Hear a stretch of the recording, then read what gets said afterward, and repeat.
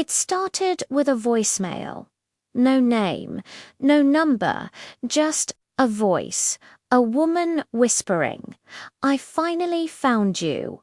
I thought it was a prank, one of those weird spam calls that get through. I almost deleted it.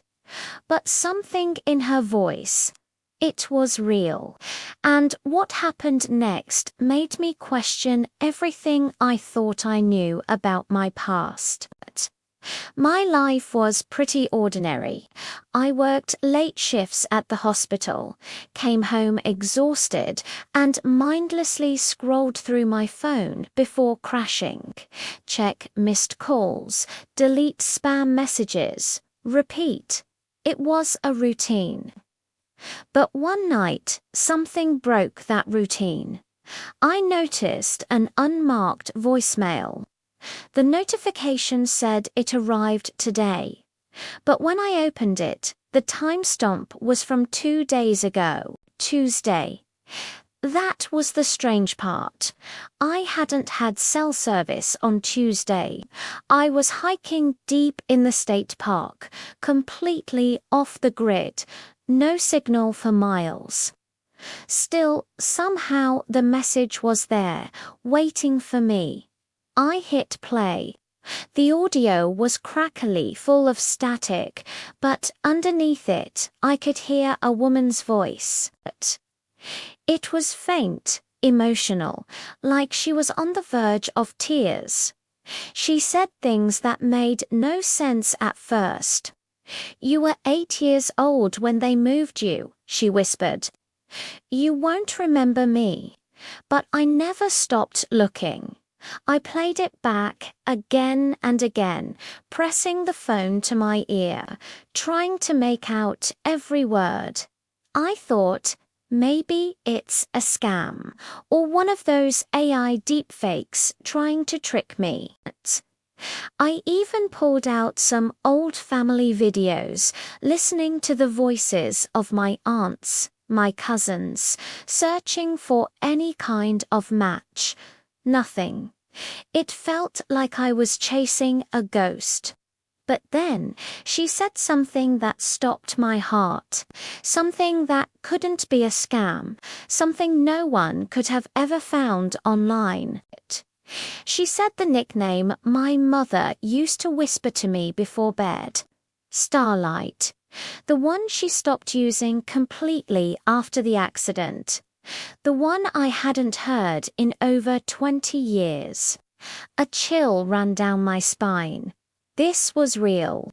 I tore my apartment apart, pulling out old dusty boxes from the back of the closet, the kind you never open.